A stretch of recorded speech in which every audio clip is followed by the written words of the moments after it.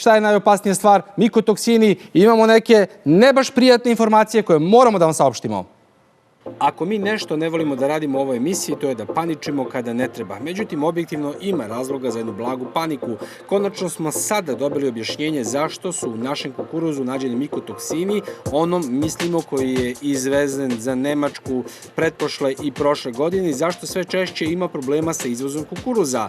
Problem je što je Evropa, koja je naš glavni kupac, promenila način na koji kontroliše mikotoksine, a to će da promeni i celu igru kod nas. Ali pre toga samo da napomenemo da ovo što gledate nije neka državna institucija gde smo snimali ovaj prilog, nego se, verovali ili ne, radi o prvom privatnom institutu u Srbiji. Kocić, jedan naš odličan stručnjak, ali i biznismen, je napravio sve ovo nedaliko od Vrčina. Neko sanja da ima jahtu, neko da ima starlete, da ne kažemo kako se to stvarno već zove, a Kocić, domaćin poreklom sa juga Srbije, od uvek je sanjao da ima svoj institut i to je i napravio. Bilo mu je daleko jeftinije da ima jahtu sa sve starletama, s obzirom koliko je para ovde spucano na opremu koja je veoma skupa, dakle ovde imaju stvarno opasne mašine za analizu, međutim svako sledi svoj san. Malo šale, a naravno svaka čast Kociću što je sve ovo napravi u okolini Vrčina. U Super Labu, na seminaru posvećenom samo tome, nije došao baš čovek koji je pronašao mikotoksine, jer on sad ima preko 80 godina, nego njegov učenik, profesor dr.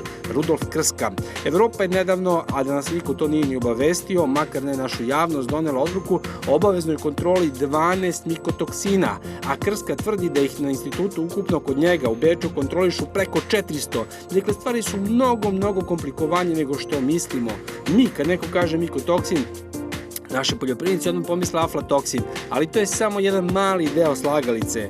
Doktor Krska je došao da našim stručnjacima objasni novitete što se tiče mikotoksina i posebno detekcije istih. Recimo, ono što Eliza ne može da detektuje, to je jedna vrsta metode, da sad ne ulazimo preterano u te stvari, ova mašina može. Sad mi možemo da kažemo šta nas briga, neka detektuje u Evropi šta hoće, mi imamo naše metode. Međutim, ako su oni kupci, mi moramo da znamo kakva je tu igra. A Krska je toliko veliko ime u ovoj priči da je on malte ne postavio pravila igre i odredio koje su maksimalne dozvoljene koncentracije 12 najvažnijih mikotoksina koji se kontrolišu.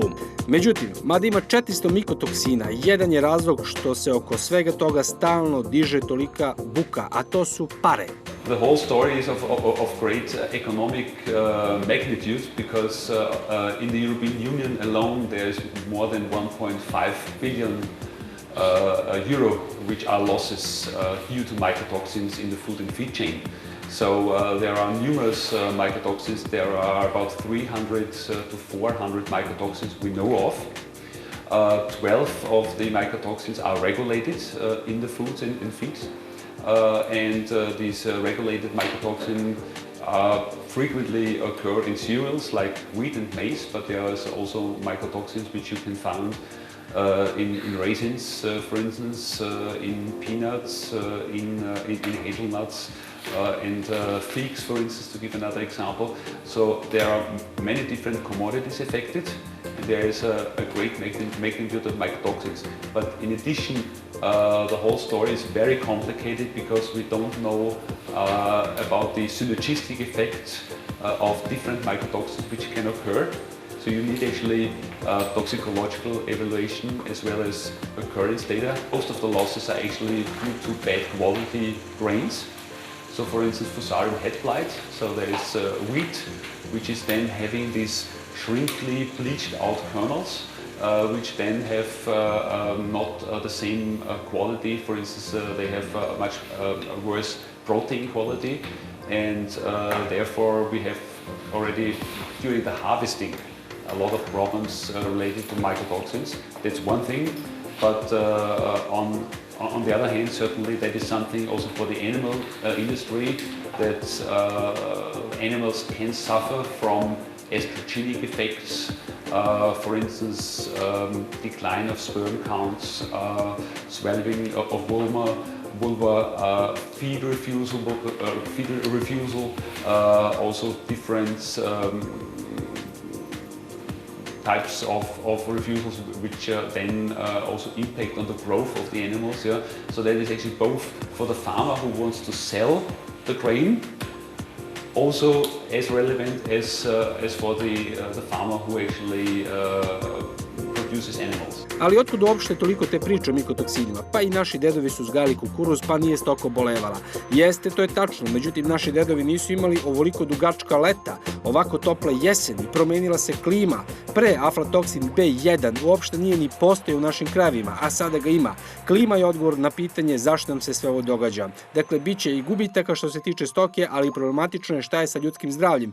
Postoje indikacije da bi mikotoksini mogli da imaju veze sa sterilitetom i to pogotovo muškim. Broj spermatozoida se stalno smanjuje poslednjih 50 godina u muškaraca, a naučnici pokušavaju da utvrde zašto. Ono što se, naravno, osim tog steriliteta zna, to je da aflatoksin utiče, pogotovo taj B1 kancerogeno, ohratoksin utiče na bubrege i manje više svaki mikotoksin ima neko svoje štetno delovanje. Mycotoxin is in the first place an animal health issue, but it is certainly also to be considered for human health, particularly for babies, for humans with low weight, because if you ingest the same amount of low weight, because let's say, if a baby food is contaminated with mycotoxin, then the mycotoxin per kilogram is then a higher concentration as compared if the same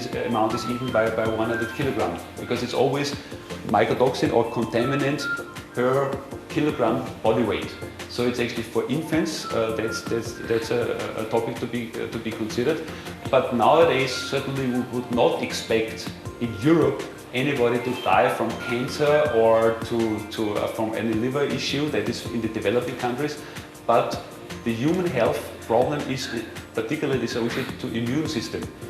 Every mycotoxin is weakening the immune system. So there's chronic exposure can weaken the immune system, and with that in mind, certainly that is to be considered. And talking about aflatoxins, the aflatoxin is metabolized to aflatoxin A1 in the body, which can cause cancer as well if chronic exposure occurs. Infertility, low sperm count. That is an animal issue. It's not an issue in the humans. It can be an issue in humans, but you would not expect this issue to occur in Middle Europe. You would expect this issue to occur in Africa. So there is also evidence that plant diseases, including fungus, which are producing mycotoxins, are moving with a velocity, with a speed of 3 to 5 kilometers per year towards the poles, towards the North Pole and also towards the South Pole, which means that in previous decades or years, aflatoxins were mainly prevalent in subtropical regions. Now these fungus producing aflatoxins, like Aspergillus, are moving towards the north. Serbia, in 10, 20 years, maybe even Germany, we will be facing mycotoxins which have never occurred in these areas before, which means global warming, weather extremes, that is something which is very important to consider. And one year you have aflatoxins, and then the next year you have some fusarium mycotoxins because of rainy summer and flooding, which you had in Serbia the year after this problem. So which means with such a machine you can make sure that you are prepared for any climatic or weather scenario and for any fungus which occurs in a certain year.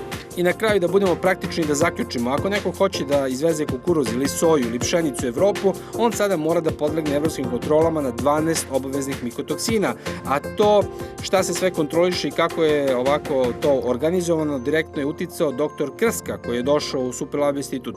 Dakle, vrlo lako možemo da se nađemo u jednoj vrlo neprijatnoj priči ako i mi ne pristanemo na ta pravila. Šta će se na kraju dogoditi, ostaje da se vidi. Borba sa mikotoksinima definitivno nije nešto što će trajati jednu sezonu u Srbiji ili bilo gde u svetu.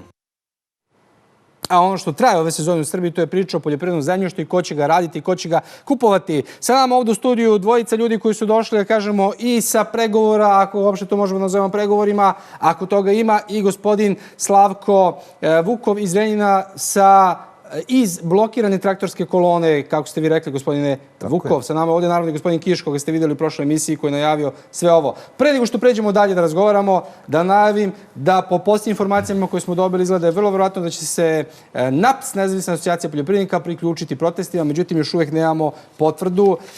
To je ono što smo ovako nezvanično čuli, ali prilično je provereno. Idemo snimkom da vidimo, gospodo, kako je to izgledalo ove nedelje. Gospodine Vukov, kakva je situacija po Vojvodini i kako je to izgledalo? Ne mogu reći kakva je situacija po Vojvodini. Ja sam, znači, u toj koloni traktora koja je krenula, znači, iz Srednjeg Banata, to znači nekih 10-ak naseljenih mesta, Zrenj, Stajcevo, Pelez,